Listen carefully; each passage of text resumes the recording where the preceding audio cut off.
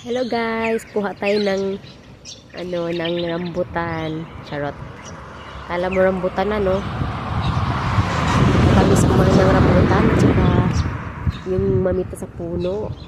Ito flowers yan siya na battle brush tree dito sa Australia. Meron siyang kulay pink niyan. Ito yung red. Ayan, ngayon ko lang siya nakita na sobrang daming flowers. Dito yun sa namin, sa unit namin.